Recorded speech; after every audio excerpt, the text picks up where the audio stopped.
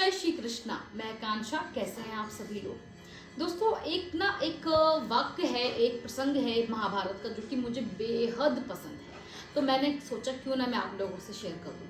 प्रसंग कुछ इस तरीके से है कि महाभारत का युद्ध चल रहा था और दुर्योधन जो है कि भीष्म पितामह से खफा हो गए कि पितामह आप ना हमारे साथ मतलब बहुत मन से युद्ध नहीं कर रहे हो पांडवों के साथ, बिकॉज आपका मन जो है वो पांडवों के प्रति समर्पित है और आप कुर्सी के लिए हमारे कौरवों के साथ खड़े हुए हो।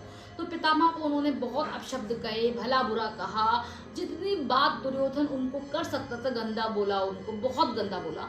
तो दुर्योधन ने ये सब बोला तो भीष्म पितामह ने प्रतिज्ञा ली कि ठीक है दुर्योधन, क्योंकि मैं वचनबद्ध हूँ और मैं कुर्सी से बंधा हुआ हूँ, तो मैं कल के युद्ध में मैं पांडवों का विध्वंस करूंगा। मैं कल जब युद्ध होगा रणभूमि में तो मैं पांडवों की सारी सेनाओं को विध्वंस करूंगा। मैं कल युद्ध को युद्ध के तरीके से लड़ूंगा।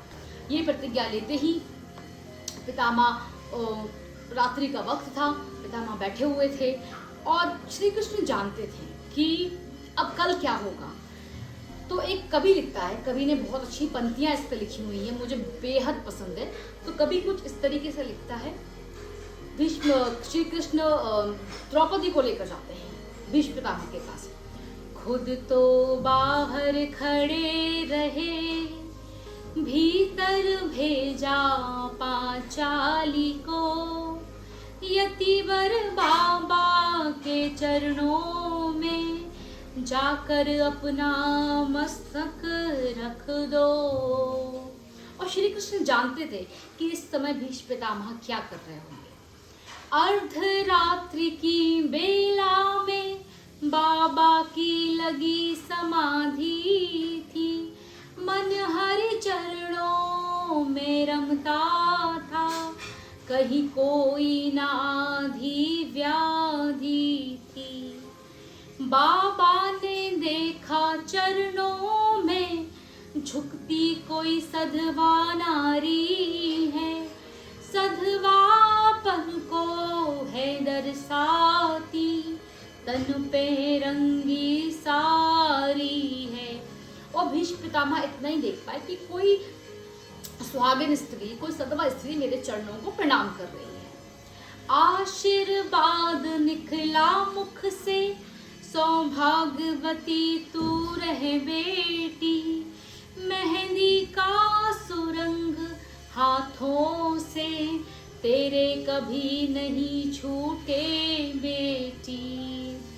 हे पुत्री मैं वर देता हूँ, सिंदूर से मांगना खाली हो, सौभाग्य तुम्हारा अटल रहे, तू पुत्र कुमारों वाली हो।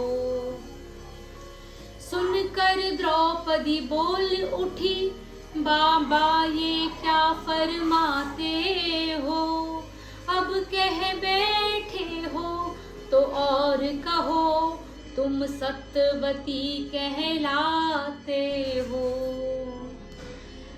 मेरे पांचों पतियों में से यदि एक भी मारा जाएगा, आशीर्वाद क्या बाबा आपका झूठा नहीं हो जाएगा। इतना कहते ही द्रौपदी ये बोल उठी। और कवि लिखता है, मतलब फिर कवि जो लिखता है, अब आया होश पितामह को, हाथों से माला छूट गई, हरि के चरणों में लगी हुई, वो सहज समाधि टूट गई। बोले पुत्री तेरे प्रश्नों का उत्तर पीछे दे पाऊंगा, कल क्या होगा रणभूमि में निर्णय पीछे ले पाऊंगा।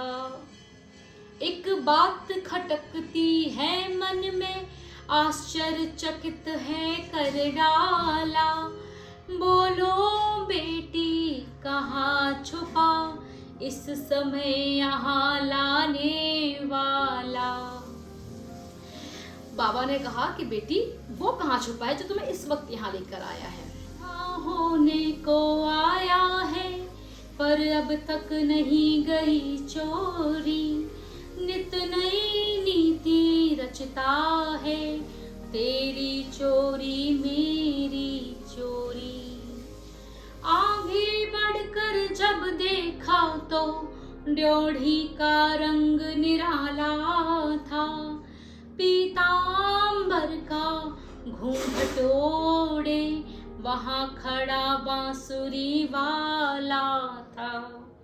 कहते हैं द्रौपदी का जूता था पीतांबर के कोने में, वहाँ लगे कन्हैया हंसने में, यहाँ लगे पिता माँ रोने में। चरणों से जाकर लिपट गए, छलिया छलने को आया है। भीष्म पितामह श्री कृष्ण के उस झांकी पे इतने आंखें उनकी सजल हो गई और वो इतने इमोशनल हो गए कि वो क्या करें। चरणों से जाकर लिपट गए, छलिया छलने को आया है। देखो तो भक्तों के खातिर दासी का भेष बनाया है। श्री भीष्म पितामह फिर द्रौपदी से कहते हैं, ओ द्रुपद पुत्री सुन मेरी, तूने कुल पवित्र कर डाला है। पहरा देता है जो तेरा, वो जगत रचाने वाला है। जाओ बेटी निश्चिंत रहो, अब निश्चय जीत तुम्हारी है। पतियों का बाल न बांका हो, जब रक्षक कृष्ण मुरारी है, जब रक्षक कृष्ण मुरारी है। जय श्री कृष्णा।